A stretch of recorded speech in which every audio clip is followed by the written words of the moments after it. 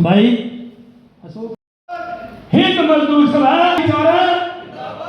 हमारी एकता, हमारी लीडरशिप, हमारा सारा भाईचारा।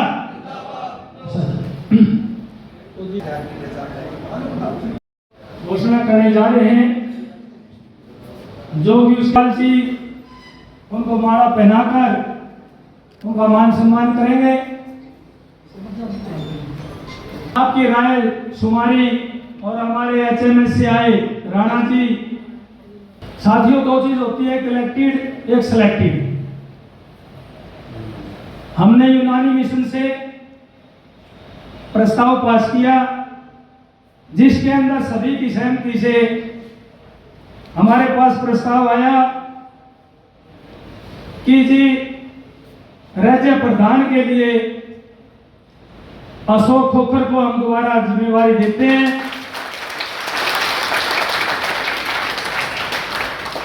और ये घोषणा करते हैं आपके बीच में कि जैसे पिछला कार्यकाल इन्होंने बड़े ही ईमानदारी से और सरकार के साथ कर्मचारियों की मांगों के प्रति दिन रात अड़ग रहे हैं, आगे भी हमारी यही कामना है कि साथियों ऐसे ही आगे कार्य करता रहे।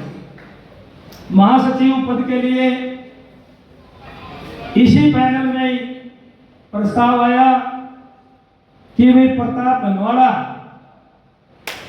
उसको फिर हम दोबारा महासचिव के पद पर सुशोभित करते हैं और राणा जी माला डालकर धनवाड़ा जी को आशीर्वाद दें।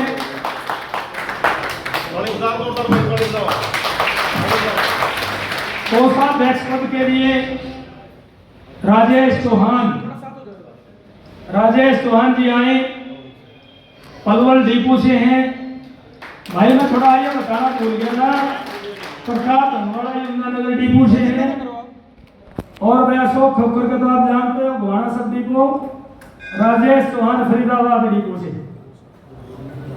तो साथियों, किसी मजबूरी के कारण हमारे उप प्रधान पद पर पलवल से रामवीर फोकी हैं और उप झज्जर डिपो से उप महासचिव अनिल खजूरी यमुनानगर और एक वरिष्ठ उप प्रधान के लिए साथियों करनाल डिपो से अजमेर ड्राइवर भाई आए।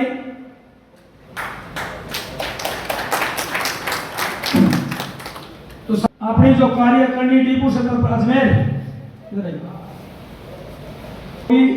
और डिपो के अंदर जाकर अपनी नई कमेटी का विस्तार करेंगे। और मैं इनसे सभी साथियों से ये उम्मीद करता हूं कि जैसे पिछला 3 साल का क्रम आपने एकता से मिलकर समय सरकार के प्रति भी और ज्वाइंट एक्शन कमेटी में भी बहुत अच्छा आपने काम किया है, ऐसे ही आगे भी काम करते रहेंगे। मेरी यही शुभकामनाएं सभी पूरी टीम को है। और जो आदमी ईमानदारी से काम करेगा एक दिन इस छतरी के नीचे सभी लोगों को आना पड़ेगा। आज आपके बीच में भविष्यवाणी कर दी है।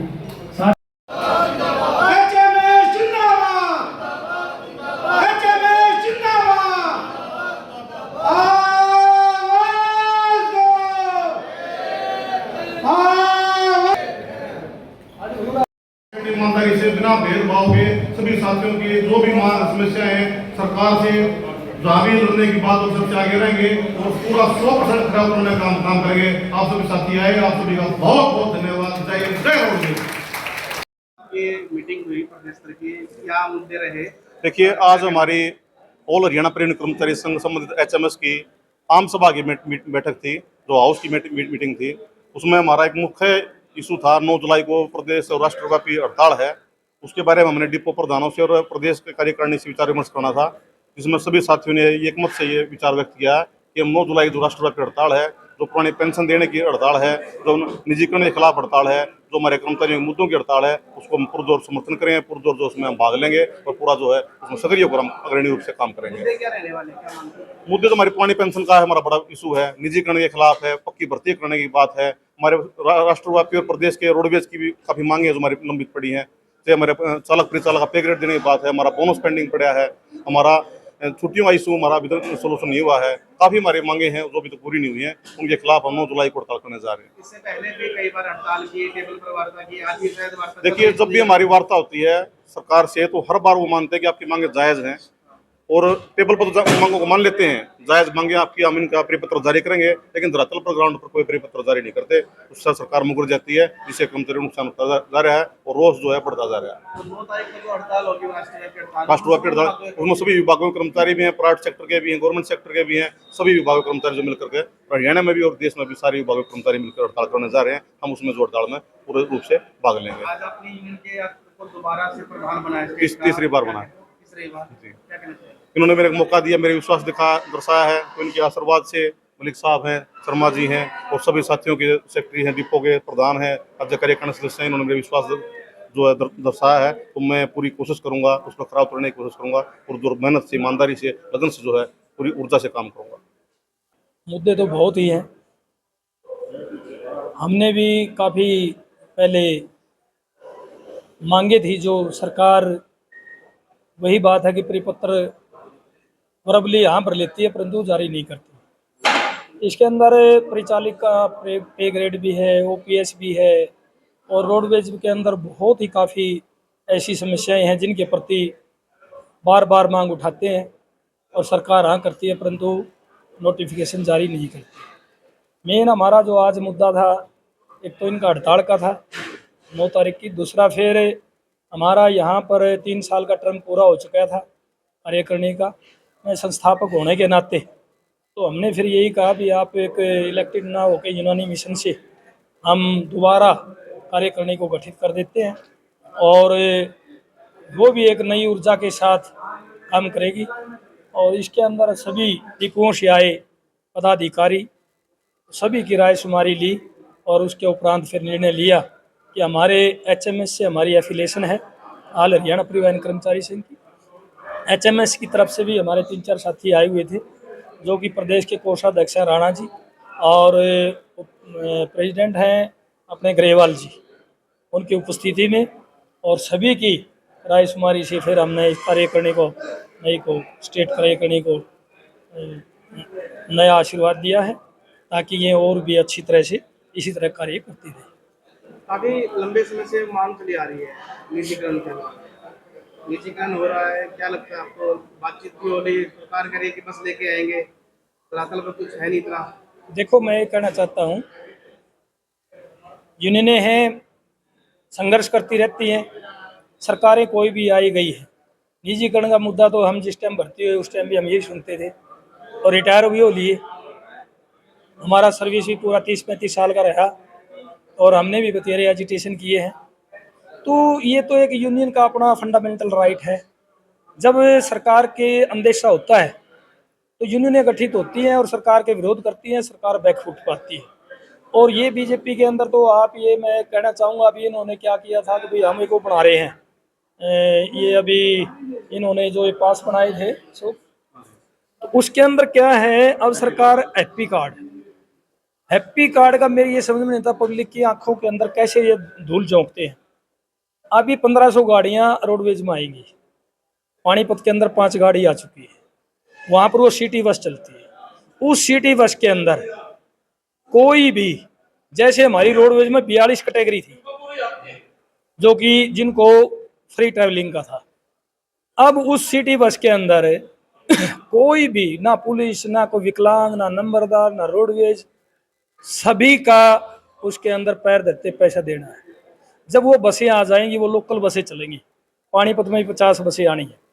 जब वो, जैसे मैं उदाहरण के तौर पर कहता हूँ, समालका, पोली, मतलोडा, घरोंडा चलेंगी, और जो गरीब आदमी है जो हैप्पी कार्ड बनाए, वो लोगों को क्या फायदा होता है कि वो अपना किराया बचाकर रोजगार के लिए शहर में आते हैं, भी उनका किराया बच जाए। परंतु जब उसके अंदर अलाव ही कोई नहीं और रोडवेज का आप निजीकरण कर रहे हो, बसें तो चलेंगी में, तो इन हैप्पी कार्डों का क्या फायदा है? लोगों को वोट बटोरने के लिए हैप्पी कार्ड बना दिए, एक एक डिपो के अंदर लाखों कार्ड बन गए। अब मैं ये कहता हूँ कि वो हैप्पी कार्ड कहाँ जाएंगे? इसी तरह जैसे ये कहते हैं सिलेंडर पर भैया गैस एजेंसी के मालिक पैसे खाते थे, हम डायरेक्ट कंज्यूमर बन रहे हैं, आवे 1 रुपया। ओपीएस स्कीम है, बड़े बड़े कारपोरेट ने भी नई पेंशन स्कीम लागू कर दी, आज ओपीएस की डिमांड है सारे को। तो साथियों ये इनका तो एक जो भ्रामक प्रचार है, प्रचार करके पब्लिक को बकाना।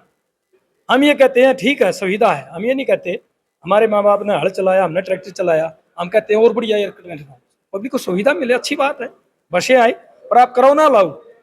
जो ये प्राइवेट बस चलती थी किलोमीटर से कम की 35 और 18 रुपये के ऊपर 18 दिन हड़ताल रहेगी, आज वो इलेक्ट्रिक बसें हैं 72 रुपये किलोमीटर लेती है। और जो कि उसके अंदर हमारा रोडवेज का इंस्पेक्टर की ड्यूटी लगी है उनमें बिठाने के लिए, तो उसमें भी अलाउ करो। आप जनता को सुविधा दे रहे, करो ना अलाउ, जो जनता को सुविधा। आज एक तो सबसे बड़ा मुद्दा है दिल्ली में BS4 की गाड़ियां बंद कर दी जी 2021 के आगे 2020 की, यानी 4-5 साल पर जो पुरानी गाड़ियां हैं वो भी जा रही हैं। जी 10 साल 15 साल गाड़ियां बंद कर दी, तो रोड को कितना नुकसान होगा? दिल्ली काफी गाड़ियां आती हैं।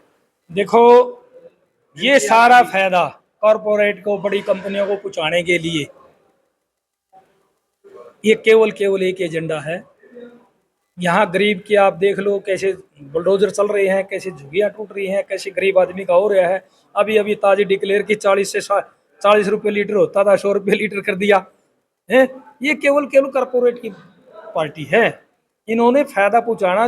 एक मैं कहना चाहता हूँ, मेरे पानीपत में आइए आप, 650 चिमनी चलती है, किसी का भी एक 2.5 यूनिट का इतना पोल्यूशन है कोई नहीं, और फिर नीचे पानी केमिकल का अंदर ही बोरिंग करके डाल देते हैं। वहां तो सरकार नहीं करती, क्या गाड़ी इतना पोल्यूशन करती है? जिस तरह से इन्होंने भी ये कर दिया, यहाँ NCR में यहाँ भी होगा। तो ये केवल ये कहते थे ना हवाई चप्पल वाले को एकदम जहाज की यात्रा करेंगे, हवाई चप्पल भी नहीं छोड़ी, वो चप्पल ही वो नंगे पैर हो गए हैं। कि सरकार की सोच तो आप कहीं से उठा लो, किसी चीज पे उठा लो, को गैस पे उठा लो, तेल पे उठा लो, सब्जी पे उठा लो, आप अब ये कितना बिजली के बिल आप देखिए, बिजली के बिलों को एकदम डबल, इतना कभी हुआ? कहते हैं भी हमने बिजली का, एक गरीब आदमी एक बल्ब जला ले, उसमें लाइट से उड़ेल है, उसको भी इतनी चार्जिंग देती। लेकिन सरकार कह रही है कि जब कांग्रेस सरकार थी 14 से, उससे भी अभी भी कम रेट है बिजली का। कितने रेट करोगे आप? कितने कम रेट? भाई साहब बताइए आप, क्या रेट थे उस टाइम? अरे 10 पैसे यूनिट होती है एग्रीकल्चर के ऊपर, फ्लैट रेट में चलता था। आज तुम सारा इस किसान के, उसके ऊपर क्या ट्रैक्टर का, आप बताइए ट्रैक्टर के ऊपर क्या सब्सिडी दे रहे हो, क्या आप पेस्टिसाइड पे दे रहे हो? 1 रुपया किलो नमक बिकता था, और उस टाइम 11 रुपये किलो कणक थी। आज कणक 22 रुपये किलो है, और आटा नमक हो गया 30 रुपये किलो। आप कहाँ की बात कर रहे हो? तो जो 2 तारीख को हड़ताल होने कितने सफल रहने वाली है? देखो मैं तो यही कहता हूँ, मैं जो हड़ताल की रही बात, ऊपर सभी ट्रेड यूनियनों का आह्वान है, और इसको बचाने के लिए इन्होंने जो हड़ताल जो कर रहे हैं तो सफल होगी, इसमें कोई दो राय नहीं। नाम हाँ जी, नाम मैं आज़ाद सिंह मलिक, ऑल हरियाणा परिवहन कर्मचारी संघ। ये किसी से राजनीतिक संगठन नहीं है, और मैं इसका संस्थापक हूँ। पहले मैं इंटक में भी प्रदेश अध्यक्ष रह चुका हूँ, BMS में भी रह चुका हूँ। मैंने सरकारों से उसके बाद किसी की मानता नहीं है, हमने सारा करके देख लिया। सरकार का प्रेशर पड़ता है, पड़ने के बाद यूनियन ने किसी की भी सरकार है उसके ऊपर उसका प्रेशर होता है। उसके बाद हमने ये ऑल हरियाणा परिवहन कर्मचारी संघ का गठन किया, इसका मैं संस्थापक हूँ। इंडिपेंडेंट संगठन है, इसके ऊपर किसी का कोई नहीं, अपने मांगों के लिए सजग है, और नहीं मांगे तो मेरी हड़ताल करना कोई शौक नहीं है, पब्लिक को करना शौक नहीं है। मैं मान्यता प्राप्त होते भी कहता था हड़ताल करो, समर्थन दे दो, परंतु चक्का जाम का तो एक लास्ट का अल्टरनेटिव होता है, लास्ट का